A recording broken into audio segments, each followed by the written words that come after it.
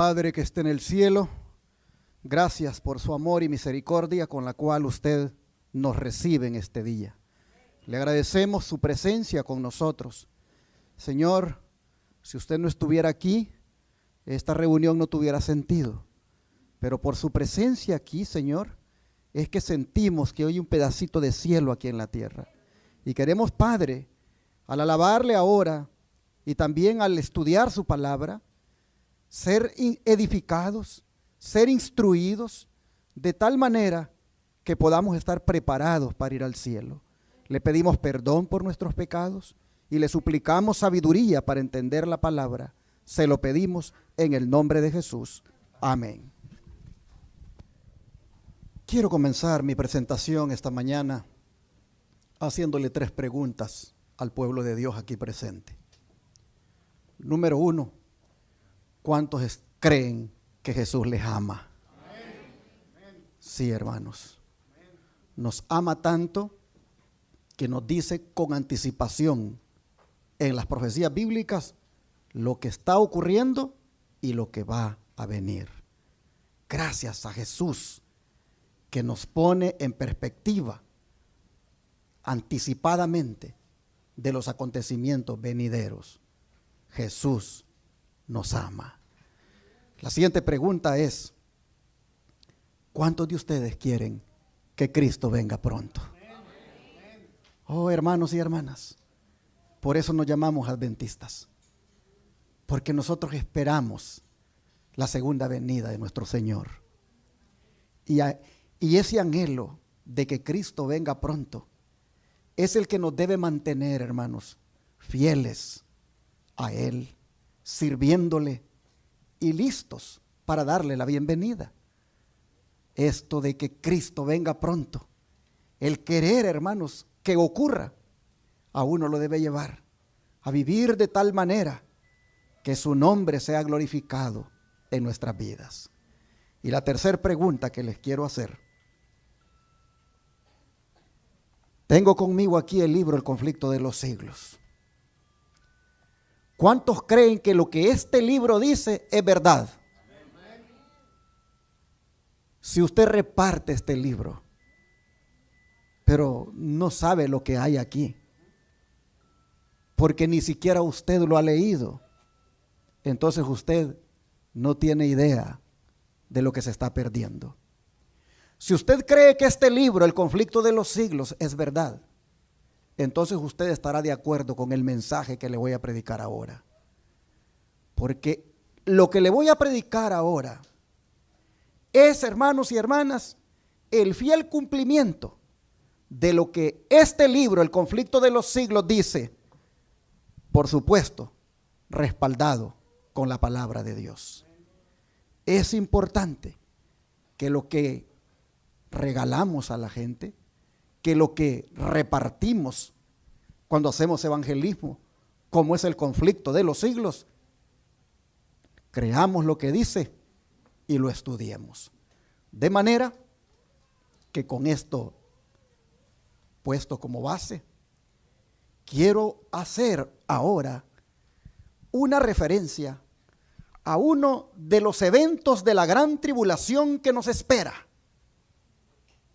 y es el que será propiciado por la gran ramera del Apocalipsis. Abramos la Biblia en Apocalipsis 17, versículos 1 al 6. Apocalipsis 17, versículos 1 al 6.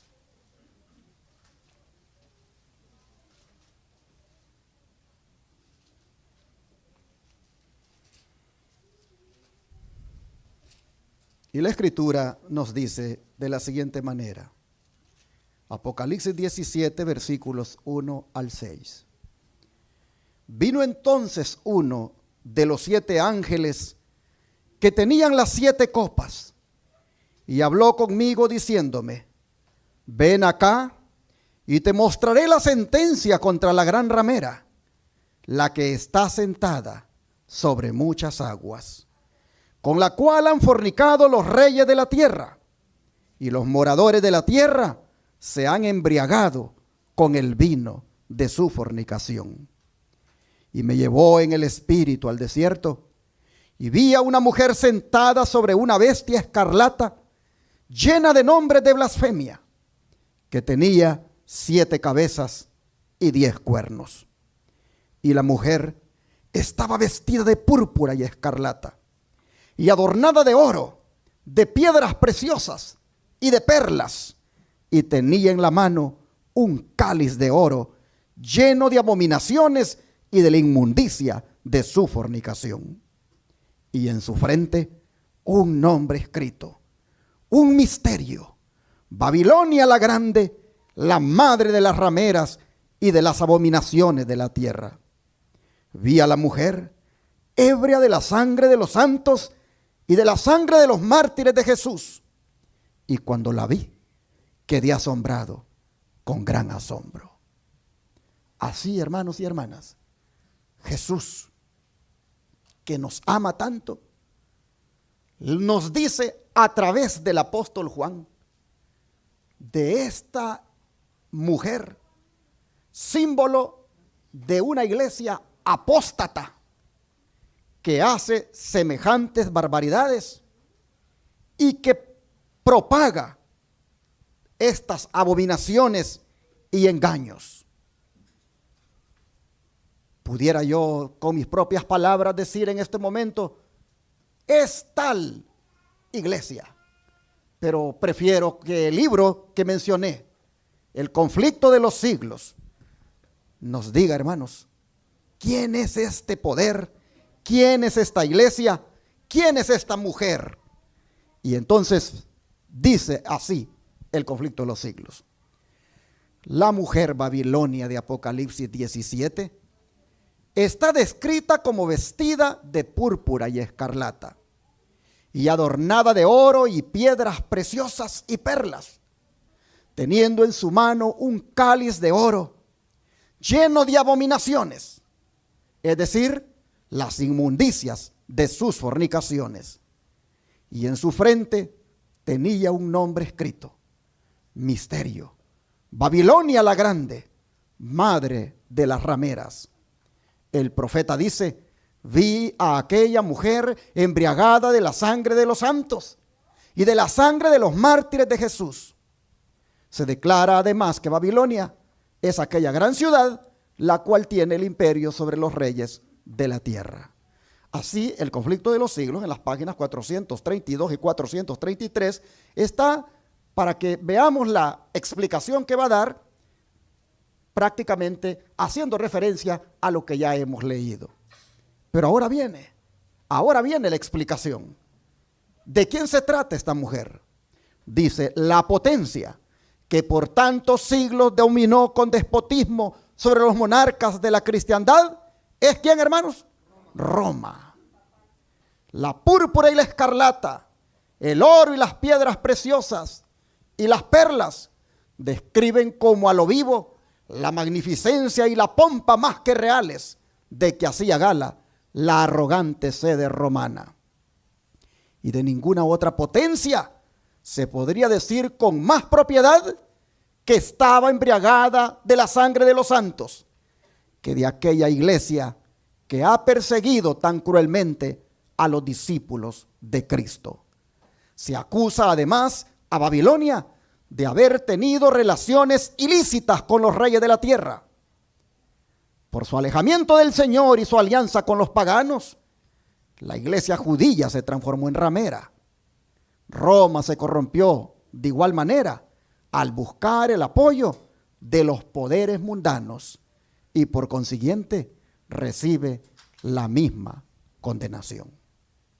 Así, hermanos, el conflicto de los siglos, sin andar con tantas vueltas, dice: esa mujer que está sentada sobre esa bestia escarlata, esa mujer que se embriagado y se embriaga de la sangre de los santos, esa mujer no es otra que la iglesia romana.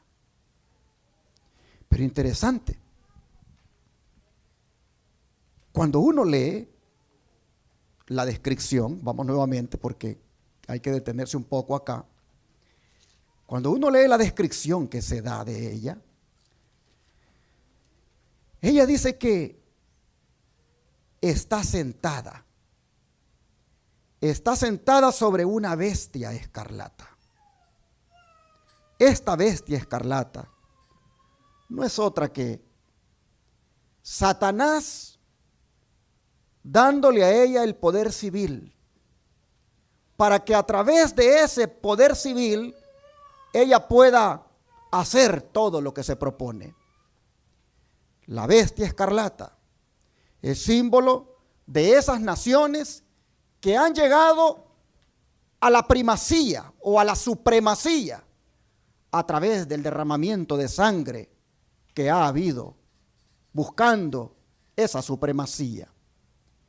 Pero estas solo han sido cuando se prestan al servicio del papado o de la iglesia romana, solo han sido instrumentos de Satanás. Así que, bestia escarlata, Satanás, utilizando el poder civil para que ahí se monte la iglesia romana. Y esta semana, él ha sido noticia. Esta semana la iglesia romana ha insistido en una forma de autoridad mundial a través de una encíclica que ha escrito para el mundo entero.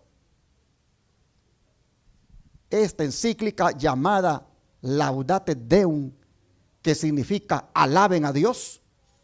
Oh, hermanos y hermanas, cuando uno mira el proceder de Roma en el pasado,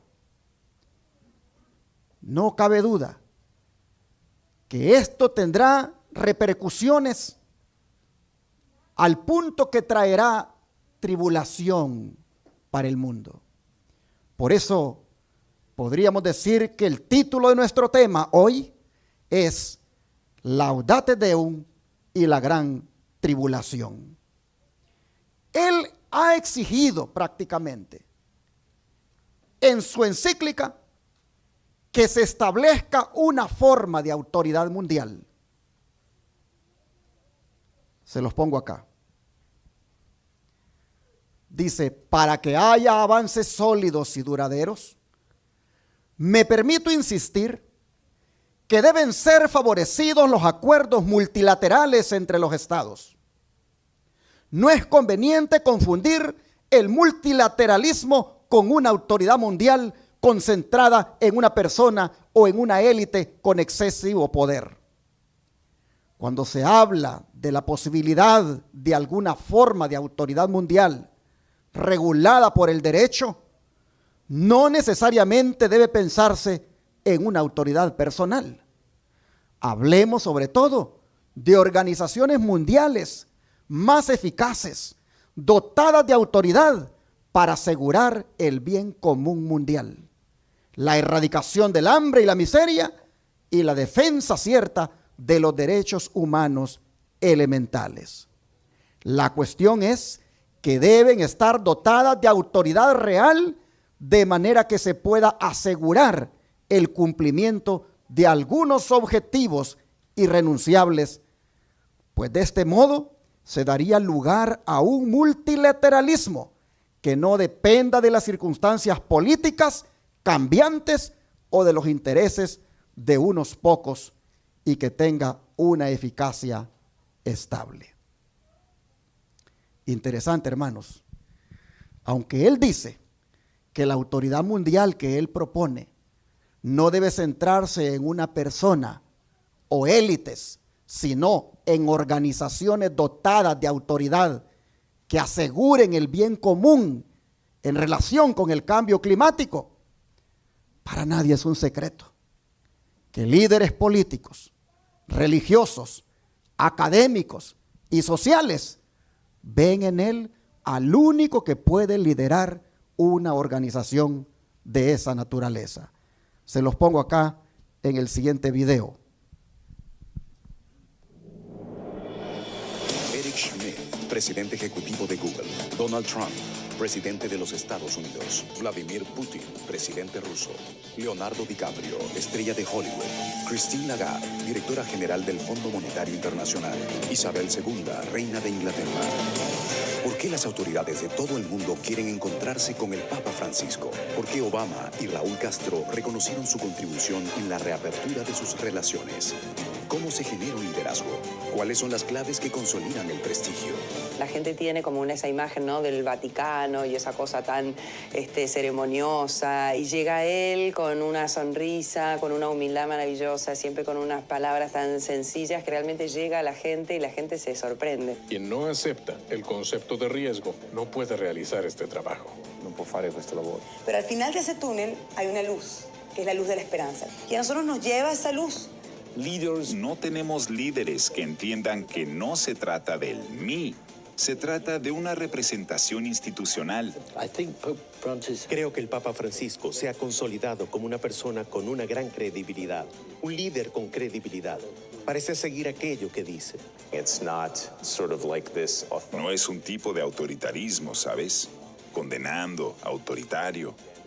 Acepta los errores humanos. Quienes han ejercido un liderazgo artístico, empresarial, deportivo y político descifran las claves. Liderazgo y el Papa Francisco. Así, hermanos y hermanas, los líderes reconocen al Papa como el único hombre para liderar este mundo. Y por eso la ONU, el organismo internacional que tiene autoridad sobre los países, se presta para seguirle su agenda, pues su secretario general, Antonio Guterres, dice: la humanidad, dice, ha abierto las puertas del infierno. Para hacer dramático esto del cambio climático y estar a tono con la encíclica del Papa Laudato Deum, que está enfocada en que ya de una vez se enforcen las leyes para que dicho cambio climático sea contrastado. Si ustedes se fijaron, él habla de una autoridad mundial única, la cual dice no se centra en una persona, sino en organizaciones eficaces que hagan valer lo que se acuerda. Llama la atención que todos ven a las Naciones Unidas, pero las Naciones Unidas es el vehículo en el cual él se sube. Si ustedes se fijaron, ¿dónde va sentada la mujer? Va sentada sobre una bestia escarlata, va sentada sobre los poderes políticos y civiles. La ONU se pone como el vehículo donde el cual él pueda subirse.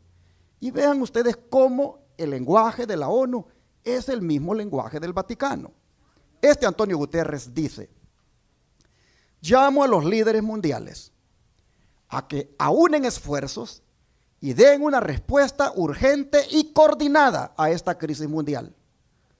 Los gobiernos deben dar el más firme apoyo a la labor multilateral contra el virus, encabezada por la Organización de la Salud, cuyos llamamientos deben cumplirse sin excepciones. Como ven ustedes, el tono de las Naciones Unidas dice que los gobiernos deben cumplir sin excepciones todo lo que ella como cabeza disponga. Y sigue diciendo: la solidaridad mundial no es solo un imperativo moral, es por el bien de todos. Noten, es un imperativo, es decir, una orden, y es por el bien de todos. Y luego dice: tenemos un marco de acción para eso, la Agenda 2030 para el desarrollo sostenible y el Acuerdo de París sobre el cambio climático. Debemos cumplir nuestras promesas por la gente y el planeta. Así que, hermanos y hermanas, la Agenda 2030 es el marco de acción para que la orden se ejecute. ¿Pero qué es la Agenda 2030?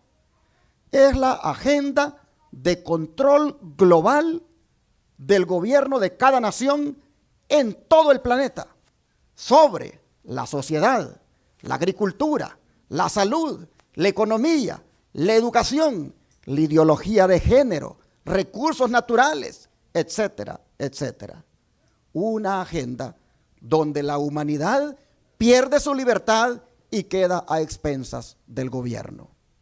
¿Y qué dice el Papa sobre esa agenda que Antonio Guterres dice que es el marco para actuar? Dice el Papa, cuando vino a las Naciones Unidas, alzo mi voz, dice, junto a la de todos aquellos que anhelan soluciones urgentes y efectivas. La adopción de la Agenda 2030 para el desarrollo sostenible en la cumbre mundial que iniciará hoy mismo es una importante señal de esperanza. Confío también que la Conferencia de París sobre el cambio climático logre acuerdos fundamentales y eficaces. Si ustedes se fijan, es el mismo lenguaje de la ONU el que él tiene. Él dice que la Agenda 2030 es una señal de esperanza.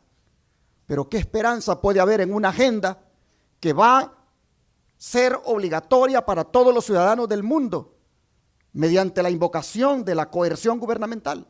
¿Qué esperanza puede haber en esa agenda? Oh, hermanos, y como él sabe muy bien que todos lo ven a él como la autoridad moral para liderar, miren cómo le habla en la encíclica Laudate Deum a los gobernantes que se van a reunir el próximo mes de noviembre allá en Dubái. Wow, la manera como les habla. En la COP28 que va a haber, dice, si hay un interés sincero en lograr que la COP28 sea histórica, que nos honre y ennoblezca como seres humanos, entonces solo cabe esperar formas vinculantes de transición energética que tengan 3 características: que sean eficientes, que sean obligatorias y que se puedan monitorear fácilmente. Esto para lograr que se inicie un nuevo proceso destacado por 3 aspectos: que sea drástico, que sea intenso y que cuente con el compromiso de todos. No es lo que ocurrió en el camino recorrido hasta ahora, y solo con ese proceso se podría recuperar la credibilidad de la política internacional, porque únicamente de esa manera concreta será posible reducir notablemente el dióxido de carbono y evitar a tiempo los peores males. ¿Qué les parece el tono de esta encíclica o carta? ¿No les parece que habla con una gran autoridad? Prácticamente es como amenazándolos. Han pasado 8 años desde su encíclica Laudato Si y él se hartó de estar esperando decisiones concretas que vayan encaminadas a enforzar leyes. En relación con el cambio climático, él espera que se adopten acuerdos drásticos, fáciles de monitorear y donde todos estén involucrados. Tremenda autoridad con la que habla. Una autoridad que se le ha dado ¿quién, hermanos? Vamos a Apocalipsis 13 para ver quién le ha dado esa autoridad. Apocalipsis 13, versículo 1. Dice, me paré sobre la arena del mar y vi subir del mar una bestia que tenía 7 cabezas y 10 cuernos, y en sus cuernos 10 diademas, sobre sus cabezas un nombre blasfemo. Ahora vea el versículo 3. Y vi una de sus cabezas. Bueno, vamos a leer el 2.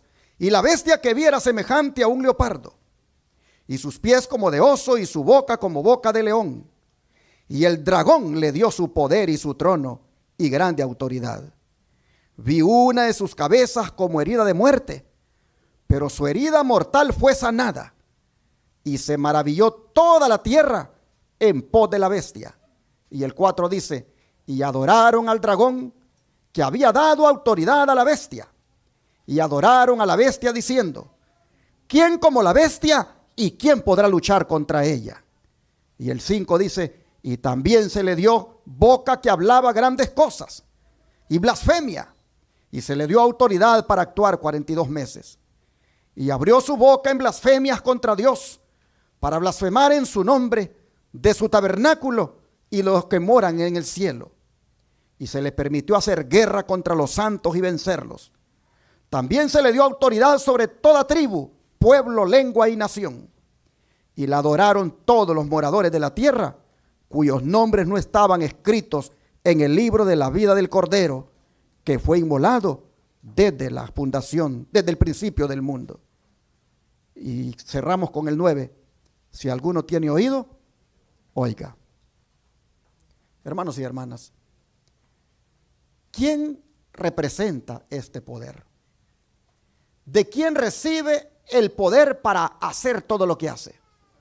Ni más ni menos dice que del dragón, símbolo de Satanás y de su instrumento, el imperio romano pagano que le prestó para que se montara allí el poder. Interesante cómo dice que la tierra se maravilla en pos de este poder. Ya nosotros hemos visto en el video líderes políticos, sociales, líderes académicos, autoridades deportivas, gente inclusive que lideran las finanzas del planeta. Todos estos siempre están al servicio de él. La tierra se maravilla en pos de ella. Interesante que va a llegar un momento en que lo van a adorar. Y dice que solo lo van a adorar aquellos cuyos nombres no están escritos, ¿a dónde? En el libro de la vida. De manera que surge la pregunta en esta hora: ¿dónde tiene usted escrito su nombre? Porque los que no tengan escrito su nombre en el libro de la vida terminarán adorando a este poder. Jesús le está diciendo a Juan: y la adoraron aquellos cuyos nombres no están escritos en el libro de la vida. Hermanos, he ahí la importancia de asegurarnos de que nuestro nombre no esté escrito en ningún libro de ninguna iglesia, sino solamente en el libro de la vida. Pero ¿cómo es que el nombre de uno es anotado en el libro de la vida? Cuando uno viene arrepentido a los pies de Cristo, se entrega a Él y se bautiza, entonces su nombre es anotado en el libro de la vida. Y de allí solamente Cristo puede borrarlo. Ninguna iglesia aquí en la tierra, haciendo injusticias, puede borrar dicho nombre de allí. Solamente lo que ata aquí es atado allá si se siguen los procesos espirituales. Pero la importancia de que nuestro nombre esté escrito en el libro de la vida, hermanos, es determinante de cara a esto que ocurrirá cuando se le adore a este poder. El dragón, dice, Satanás le ha dado esa autoridad. El don de profecía dice, Conflicto de los Siglos, página 492, en el capítulo 13 que acabamos de leer, se describe otra bestia parecida a un leopardo, a la cual el dragón dio su poder y su trono y grande autoridad. Este símbolo, como lo han creído la mayoría de los protestantes, representa ¿a quién dice? Al papado, el cual heredó el poder y la autoridad del antiguo imperio romano. Por eso es que se habla de que Roma no ha caído. Roma está viva. Roma en su fase pagana desapareció, pero en su fase cristiana, Roma sigue viva. Porque la Roma pagana le dio su autoridad y poder. El diablo utilizando el poder político de Roma para que se asentara allí la Roma cristiana. Por eso es que la revista Time, hace unos años atrás, se refirió a Francisco y su iglesia se refirió como el nuevo imperio romano. Estamos hablando de estos tiempos. Hasta la revista Time reconoce que Francisco está al frente del imperio romano. Solo, por supuesto, que en su fase papal, en su fase cristiana. Y el don de profecía sigue diciendo en el Conflicto de los Siglos, en el capítulo 13, se describe otra bestia parecida a un leopardo, a la cual el dragón dio su poder y su trono y grande autoridad. Este símbolo representa al papado, el cual heredó el poder y la autoridad del antiguo imperio romano. Se dice de la bestia parecida a un leopardo, que le fue dada una boca que hablaba cosas grandes y blasfemias. Y efectivamente, dice, abrió su boca para decir blasfemias contra Dios, para blasfemar su nombre y su tabernáculo y a los que habitan en el cielo. Y le fue permitido hacer guerra contra los santos y vencerlos, y le fue dada autoridad sobre toda tribu, pueblo y lengua y nación. Esta profecía dice que es casi la misma que la descripción del cuerno pequeño en Daniel 7, se refiere sin duda al papado. De manera, hermanos y hermanas, que la ramera que se sienta sobre la bestia no es otra que la iglesia papal, no es otra que la iglesia romana, sentada sobre los poderes políticos que el diablo ha puesto a su disposición. Oh, pero nosotros leímos que ella es madre de ¿qué cosa? De las rameras. Así que ella tiene hijas. Y aquí, hermanos, me gustaría ampliar este concepto de ramera, pues según la Biblia existen 3 formas mediante las cuales una iglesia se puede convertir en ramera, es decir, prostituta, fornicaria. ¿Cuáles son esas 3 maneras de cómo una iglesia se puede convertir en ramera? Porque si ella tiene hijas, hay que ver quiénes son las hijas y si realmente estas son tan rameras como ella. Veamos las 3 maneras de cómo una iglesia se puede convertir en ramera. Número 1, mediante la práctica de la idolatría, que viene a ser infidelidad para con Cristo. Leamos Ezequiel 16, versículo 17. Ezequiel 16,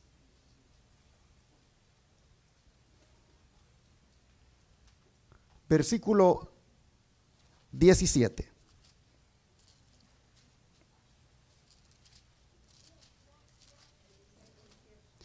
Ezequiel capítulo 16, versículo 17. Dice la escritura: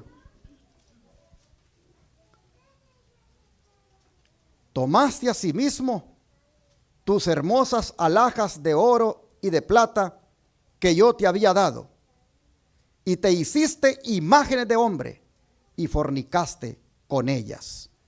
Aquí el Señor está hablando a su pueblo que ha cometido una infidelidad para con su esposo divino, al hacerse imágenes y prácticamente adorarlas. Vean ustedes que el acto de tener imágenes, eso equivale a fornicar. Pues dice: tomaste asimismo tus hermosas alhajas de oro y de plata que yo te había dado, y te hiciste imágenes de hombre y fornicaste con ellas.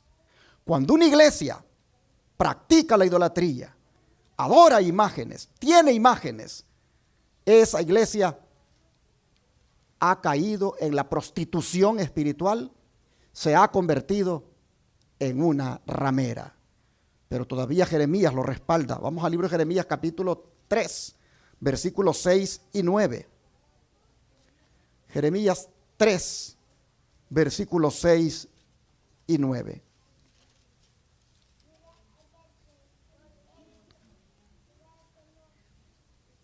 Jeremías 3, versos 6 y 9.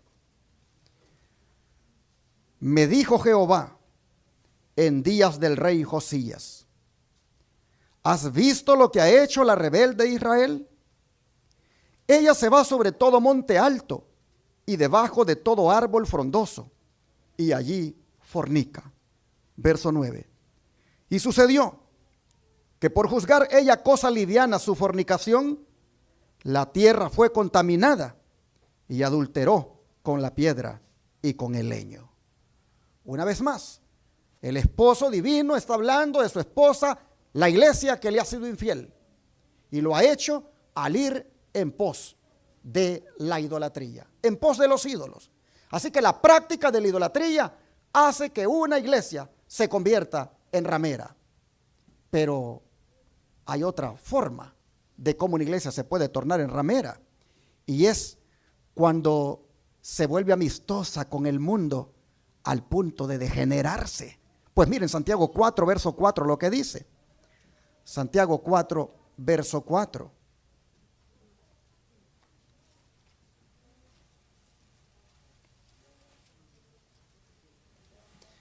Dice el apóstol acá, Santiago 4, verso 4. Oh almas adúlteras, ¿no sabéis que la amistad del mundo es enemistad contra Dios? Cualquiera pues que quiera ser amigo del mundo, se constituye enemigo de Dios. Así que, hermanos y hermanas, el texto es bien claro. Tener amistad con el mundo es prácticamente ser un adúltero. Y aquí es donde deberíamos de pensar. ¿Cuántos adúlteros tienen las iglesias?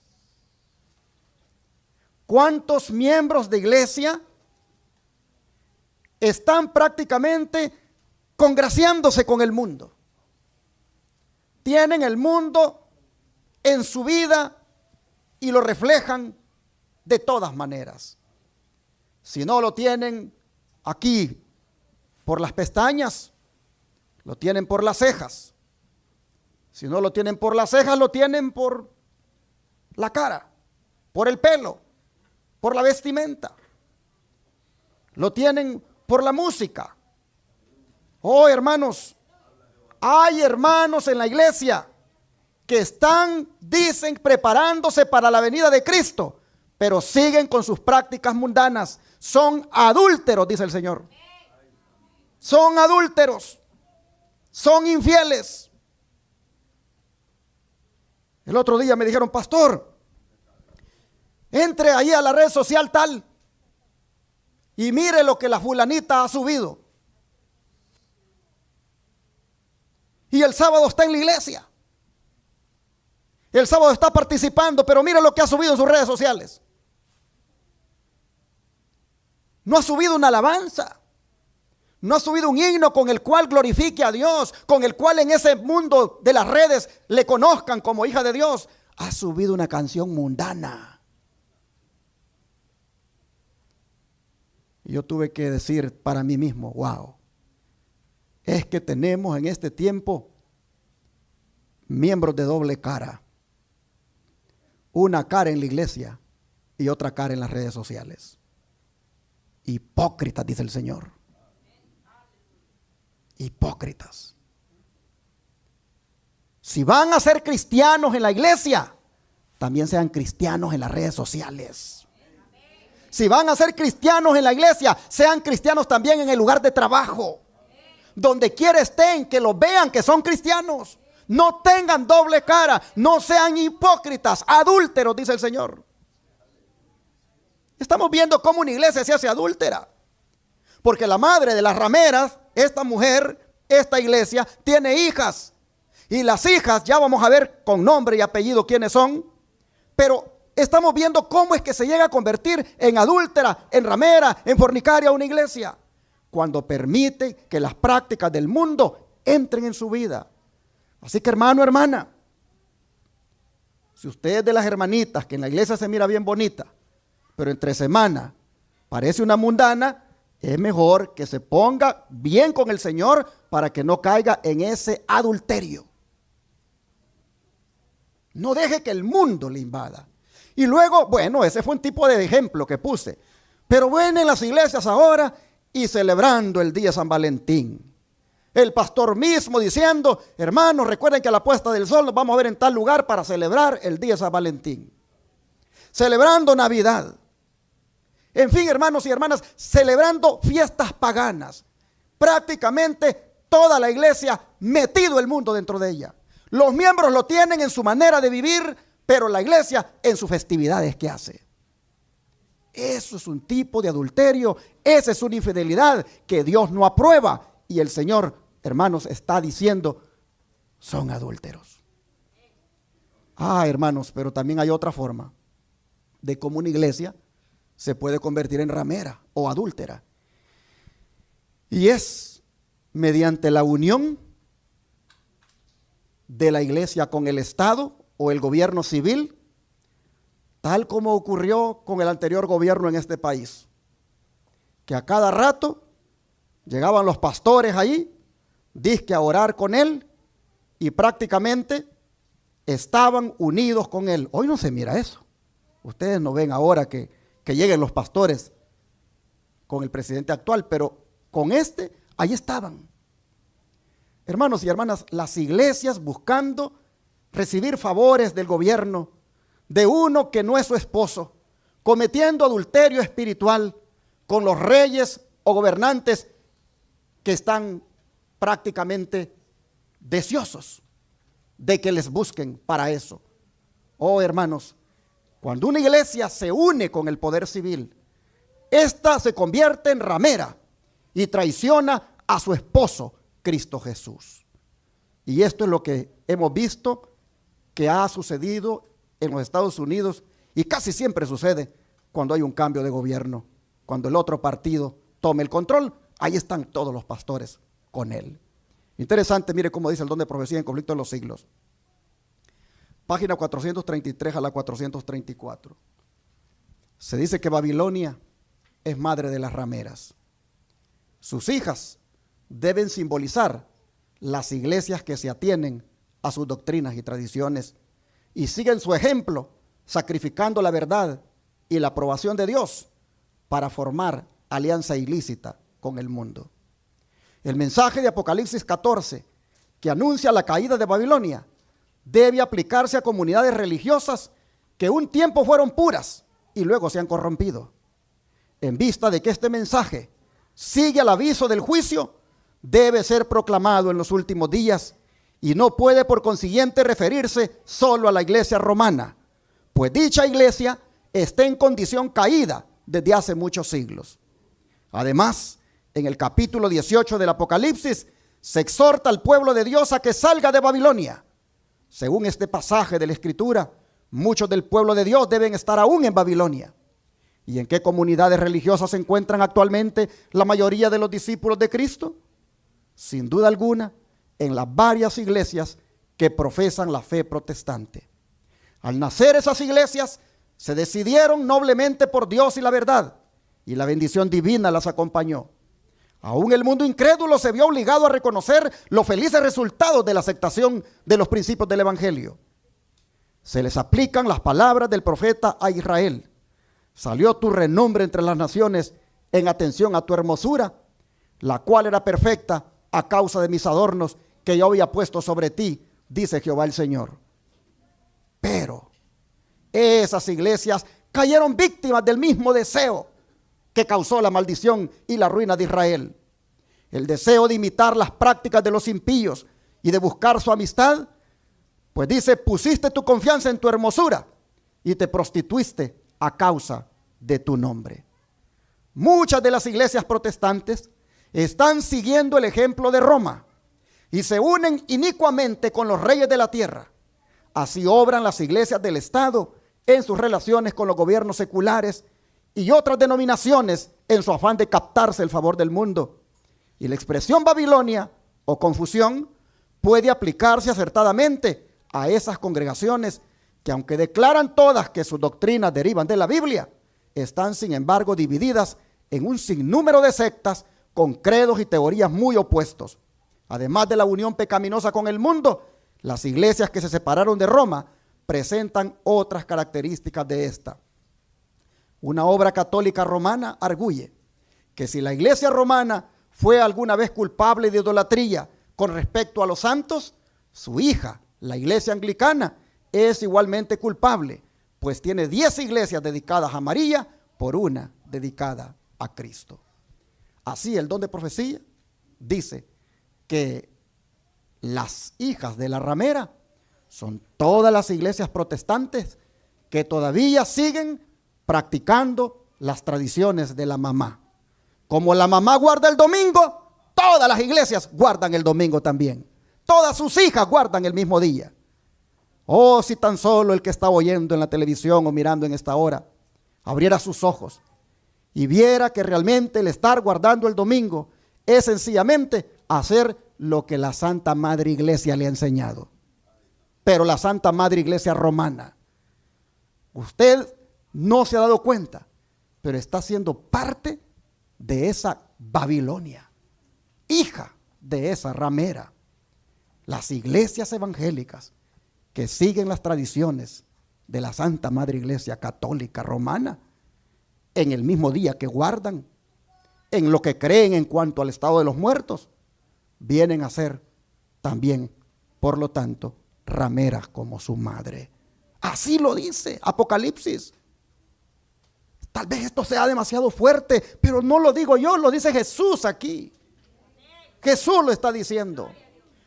Pero ahora, hermanos y hermanas, volviendo a lo que la iglesia papal está pidiendo, es impresionante cómo la profecía lo predijo.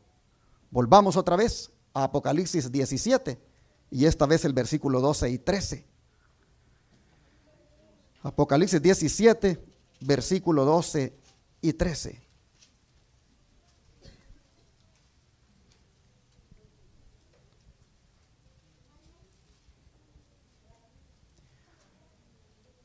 Y los 10 cuernos que has visto son 10 reyes que aún no han recibido reino, pero por una hora recibirán autoridad como reyes juntamente con la bestia. Estos tienen un mismo propósito y entregarán su poder y su autoridad ¿a quién?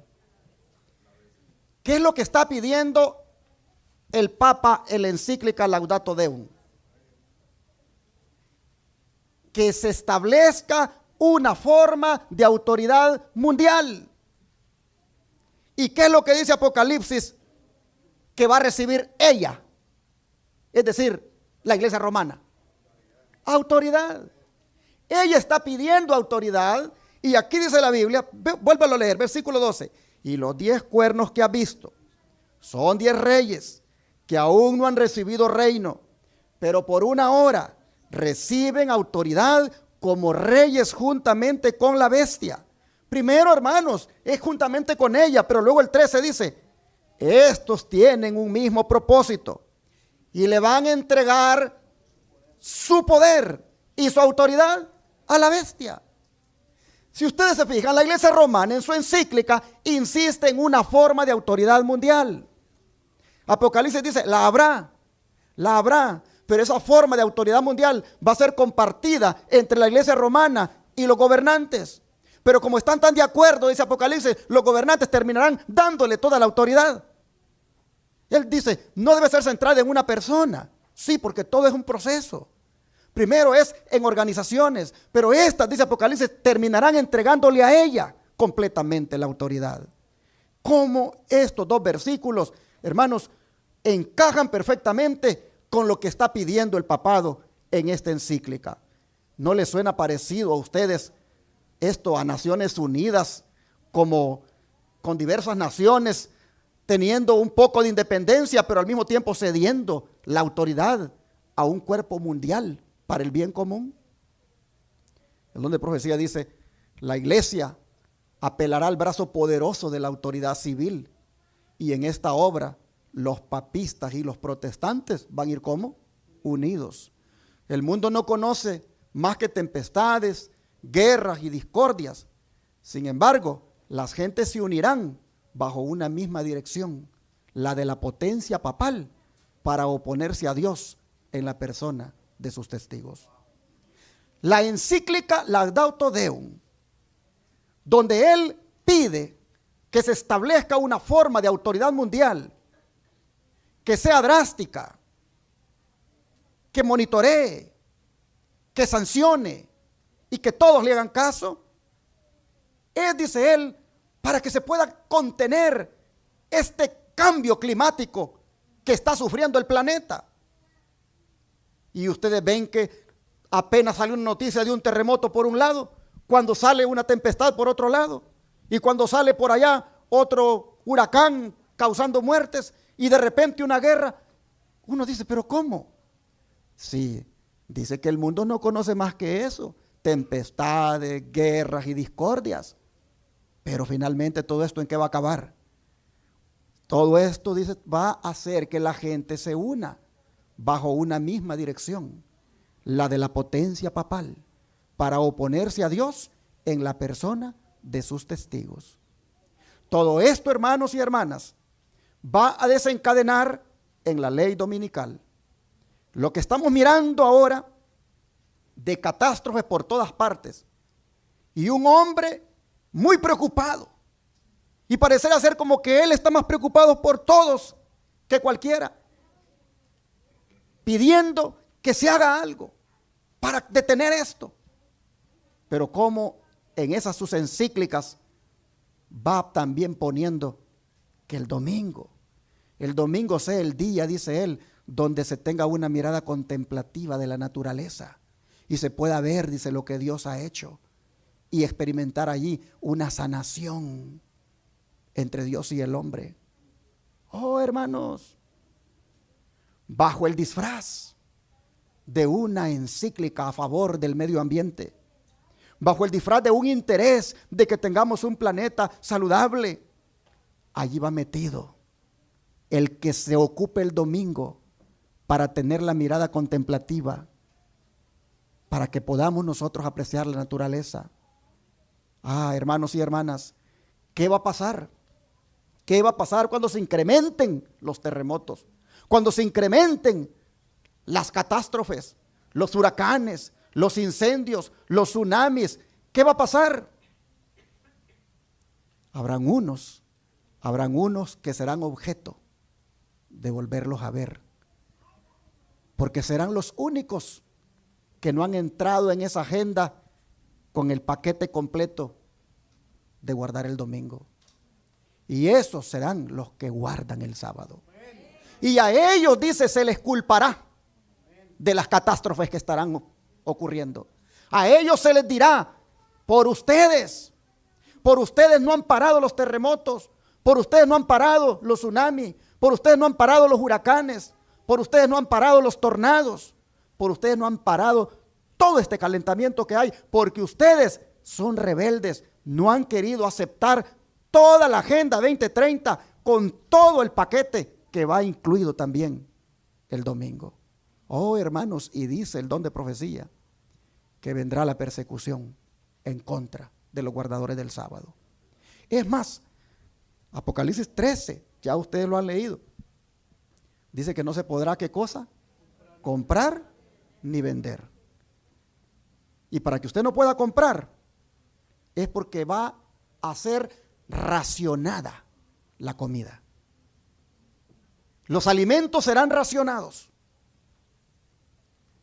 Y los que tengan necesidad de comprarlos, se les pedirá que como requisito acepten la marca de la bestia, que no es otra cosa que la ley dominical. Solo los que tengan esa marca podrán comprar y vender. Oh, mis hermanos, no va a ser fácil esa prueba, pero de antemano tenemos la seguridad que el Señor nos va a ayudar. Porque en el verso 14, mire usted lo que dice, de aquí de Apocalipsis 17. ¿Qué van a hacer todos estos cuando le den la autoridad a la bestia? Pelearán contra el Cordero. ¿Y qué va a hacer el Cordero?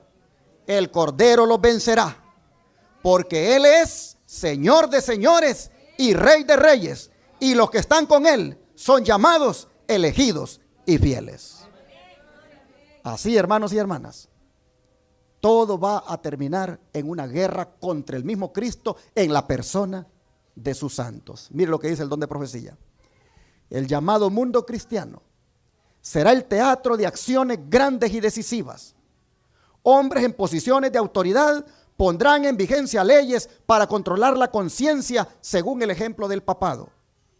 Así se manifiesta el mismo poder opresivo y autoritario contra la libertad religiosa, contra la libertad de adorar a Dios de acuerdo con los dictados de la conciencia, como lo manifestó el papado cuando en lo pasado persiguió a los que se atrevieron a no conformarse con los ritos religiosos y las ceremonias de los romanistas. Mensajes selectos, tomo 3, página 447 a la 448. Y sigue diciendo, toda forma de mal se lanzará a una intensa actividad. Malos ángeles unen su poder con hombres impíos, y como han estado en conflicto constante y son experimentados en las mejores artes de engañar y de combatir, y como se han fortalecido durante siglos, no se rendirán en el último conflicto sin una lucha desesperada. Todo el mundo estará de un lado o del otro. La batalla del Armagedón se peleará, y ese día no debe hallar a ninguno de nosotros durmiendo. Debemos estar bien despiertos como vírgenes prudentes que tenemos aceite en nuestras vasijas con nuestras lámparas. El poder del Espíritu Santo debe estar sobre nosotros, y el capitán de la hueste del Señor estará a la cabeza de los ángeles del cielo para dirigir la batalla. Aún ocurrirán sucesos solemnes. Una trompeta tras otra resonará. Copa tras copa se derramará sobre los habitantes de la tierra. Escenas asombrosas están por sobrevenir sobre nosotros. Pero hermanos, no debemos tener ningún miedo, porque dice que el que va a estar a la cabeza como nuestro capitán para dirigir la batalla es ¿quién? Cristo Jesús. Es decir, cuando venga esa oposición por ser los únicos que no aceptamos la marca de la bestia que viene mezclada allí con esa agenda climática, cuando venga esa oposición en nuestra contra, el Señor dice, va a estar a la cabeza y va a dirigir la batalla. Así que no tengamos ningún temor. ¿Por qué, hermanos?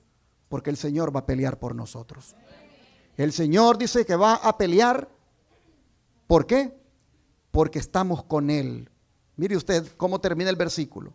Bueno, lo leo nuevamente. Pelearán contra el Cordero y el Cordero los vencerá, porque Él es Señor de señores y Rey de reyes. Y los que están con Él son llamados y elegidos y fieles. ¿Por qué nos va a librar el Señor? Porque estamos con Él. Porque estamos con Él. Por eso el Señor va a pelear por nosotros. El don de profecía nos dice qué significa eso de estar con Él. Porque dice que los que están con Él, ellos son los que van a ser protegidos por Jesús en esa batalla. ¿Quiénes son? ¿O qué significa estar con Él? Testimonios, tomo 5, página 223, dice, cuando los primeros discípulos oyeron las palabras de Cristo, sintieron necesidad de Él. Ellos lo buscaron, ellos lo encontraron y ellos lo siguieron. Estuvieron con Él en el hogar, en la mesa y en la cámara y en el campo. Estuvieron con Él como alumnos con un maestro diariamente, recibiendo de sus labios lecciones de santa verdad. Lo consideraban como un siervo trata a su amo para aprender su deber. Le sirvieron alegre y gozosamente. Le siguieron como los soldados siguen a su comandante, peleando la buena batalla de la fe. Y los que están con Él son llamados, escogidos y fieles. Así que, hermanos y hermanas, la clave es estar con Jesús para que Él nos libre cuando llegue la prueba. Estar con Jesús, mire, ¿dónde? En el hogar, en la mesa, en la recámara, en el campo, en todas partes hay que estar con Jesús. Y así hemos visto cómo las pretensiones papales se hacen manifiestas una vez más en la encíclica Laudate Deum. Pero el Señor, hermanos, tiene un mensaje más para los que promueven esa autoridad mundial única que debe haber y que será opresora. El mensaje de Dios es el siguiente: Isaías 8, versículo 9 al 16. Isaías 8, versículo 9 al 16.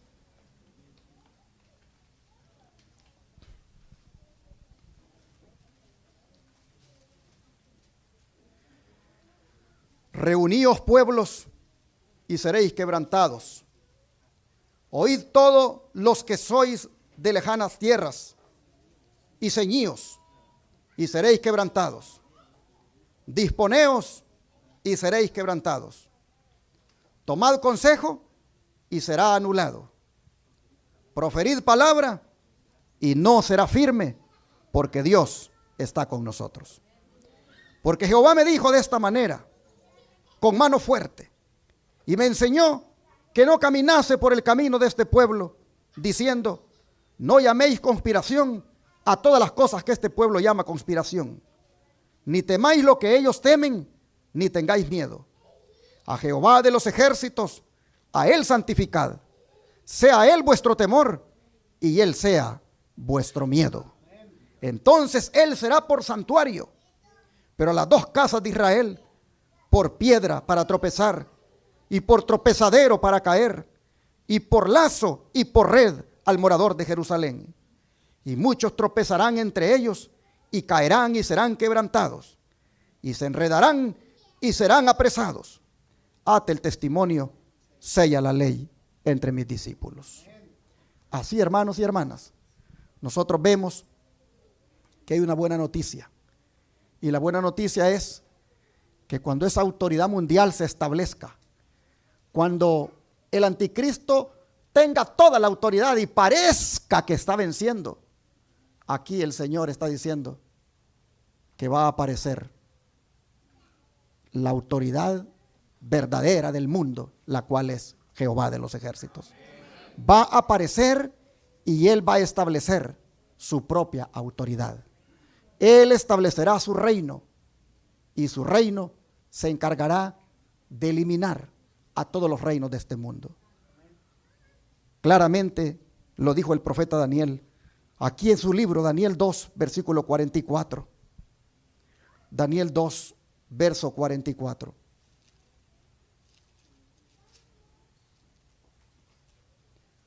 Dice,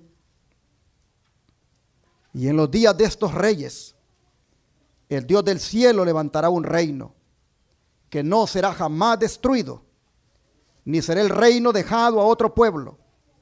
Desmenuzará y consumirá a todos estos reinos, pero Él permanecerá para siempre.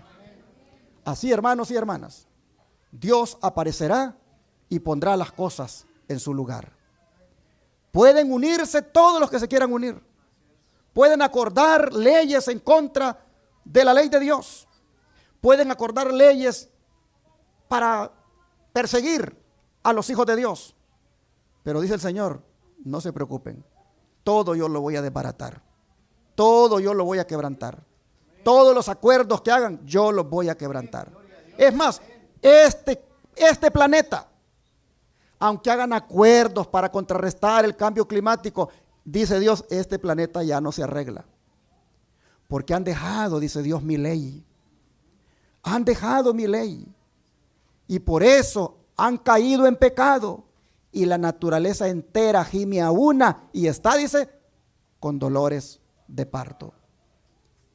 Es más, este planeta, dice el Señor, yo lo voy a recalentar más todavía, para esos que van a adorar a la bestia y a su imagen. Así que el calentamiento global y todo lo que está sucediendo, ningún hombre lo va a poder detener, porque ya el Señor ha dicho que esto va a ir cada día de mal en peor. Mejor Dios quisiera que el mundo vuelva a Él guardando su santa ley. Dios quisiera que más que juntarse para determinar qué hacer, se juntaran para determinar cómo volver a Dios, cómo volver a su santa ley, cómo volver a respetar los mandamientos de Dios.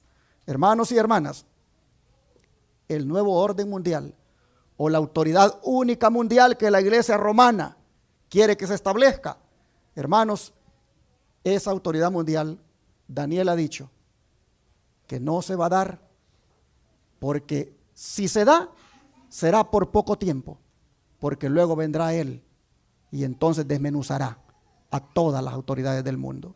El orden mundial humano, el nuevo orden mundial humano, fracasará y solo el de Dios prevalecerá. Y los que estemos con Él, reinaremos con Él. Cierro leyendo Apocalipsis 15, versículo 2, para que veamos dónde terminaremos si somos fieles al Señor. Apocalipsis 15, versículo 2. dice la Escritura.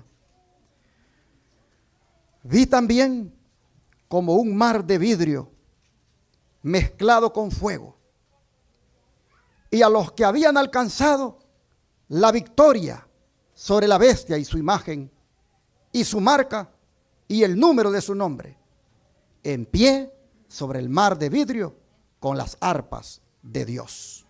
Y el verso 3 dice: y cantan el cántico de Moisés, siervo de Dios, y el cántico del Cordero, y diciendo: grandes y maravillosas son tus obras, Señor Dios Todopoderoso. Justos y verdaderos son tus caminos, Rey de los santos. ¿A dónde dice que terminarán los justos?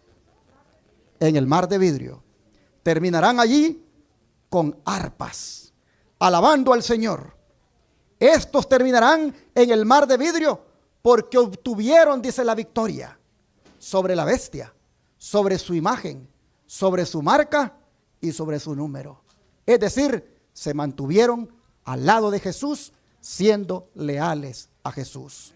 Por eso, hermanos y hermanas, si queremos terminar todos en el mar de vidrio, con las arpas de Dios, cantándole al Señor y siendo felices para siempre, elijamos obedecer a Dios antes que a los hombres. Elijamos permanecer firmes en la fe. Pero elijamos, hermanos, contender por la fe que una vez fue dada a los santos. Y aunque termine en una gran tribulación para nosotros esos acuerdos que el papado quiere, ya nosotros sabemos que de la tribulación Jesús nos sacará victoriosos. Así que, hermanos y hermanas, seamos fieles a Jesús, entreguémonos a Él. Si usted no ha hecho su decisión de entregar su vida a Cristo, no espere más. Estamos viviendo en los últimos tiempos. Las cosas que están sucediendo y los acuerdos que están haciendo estos hombres no van a llevar a nada bueno. Pero aquellos que estén con Él, aquellos, dice, que son llamados, elegidos y fieles.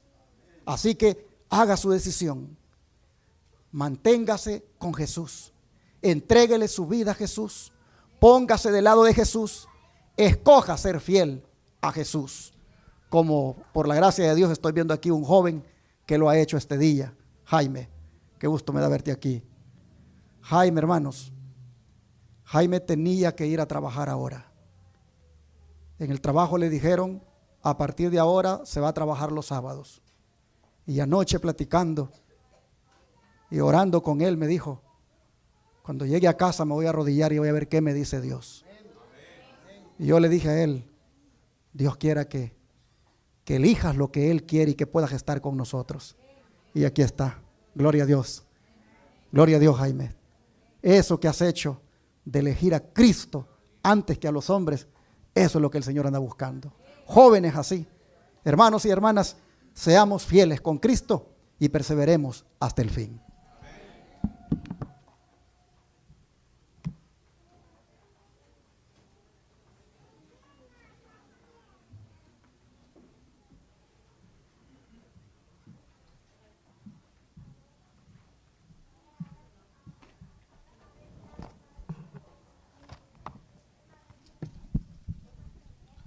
Puestos en pie, hermanos, vamos a entonar el himno número 380.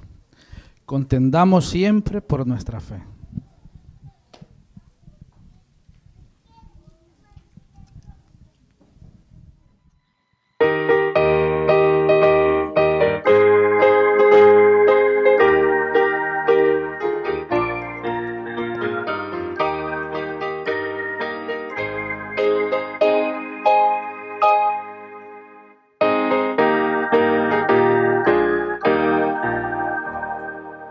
Contendamos siempre por nuestra fe, aunque ruja el mundo en derredor. Nunca el tentador nos podrá vencer, pues nos librará el Señor. Si sufrimos aquí, reinaremos ahí en la gloria celestial. Si llevamos la cruz por amor de Jesús, la corona Él nos dará. seamos tibios de corazón y dejemos nunca el primer amor. Mantengamos firme la profesión de la fe del Salvador. Si sufrimos aquí, reinaremos ahí en la gloria celestial. Si llevamos la cruz por amor de Jesús, la corona Él nos dará. Procuremos todos la santidad, sin la cual ninguno verá al Señor. Con su paz y eterna felicidad, Cristo da al vencedor. Si sufrimos aquí, reinaremos ahí en la gloria celestial. Si llevamos la cruz por amor de Jesús, la corona Él nos dará. Amén. Como dice el himno, hay que contender por nuestra fe. Y hay que contender primero de rodillas y luego siendo un testigo fiel y leal ante el mundo. Solo se puede conseguir esto por su poder. Así que arrodillémonos y pidámosle su poder para contender por nuestra fe.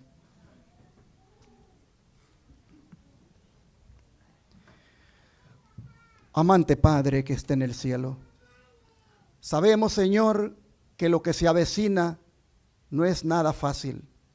Sabemos, Padre, que una prueba grande y fuerte viene en contra de nosotros. Sabemos, Señor, que por guardar tus mandamientos, por guardar el sábado, seremos objeto de persecución.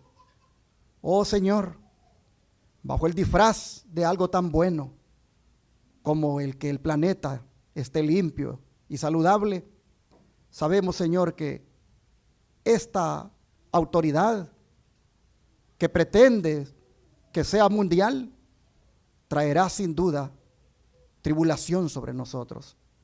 Pero Padre, de antemano nos lo has dicho y al mismo tiempo nos has dicho cómo será el final de todo esto. Y es que seremos victoriosos contigo. Tú nos vas a ayudar. Tú pelearás por nosotros para que podamos tener allá el privilegio de estar en el mar de vidrio. Entonces, Señor, conociendo desde antemano cómo será el final, te rogamos que nos ayudes para serte fieles, para no claudicar, para no darte la espalda, para no ser desleales, para mantenernos firmes en tu verdad, para que guardemos siempre tu santo sábado, seamos fieles a tus mandamientos y que no cedamos a ninguna ley que vaya en contra de tu santa ley. Señor, te pedimos que podamos permanecer en este mundo firmes y leales, como luminares en el mundo, alumbrando a otros. Ayúdanos, Señor, a destacar siempre tu verdad. Padre, te queremos pedir en esta hora que bendigas a Jaime, este joven que está aquí con nosotros. Tomó la decisión, Señor, de venir a adorar tu nombre. Estaba haciendo prácticamente de una manera mandatada que tenía que trabajar, pero prefirió venir a adorar tu nombre. Señor, te queremos pedir que lo bendigas. Te queremos pedir que lo ayudes para que así como ha sido leal y fiel ahora, lo sea siempre. Y Padre, si habrán consecuencias por esto, te pedimos que tú tomes control y que tú tengas para él todas las bendiciones que has prometido a los que son obedientes. En tus manos te lo ponemos y te rogamos que lo ayudes a seguir siendo fiel. Así, Padre, encomendamos nuestras vidas en tus manos para que todos seamos fieles hasta el final. Te lo pedimos en el nombre de Jesús. Amén.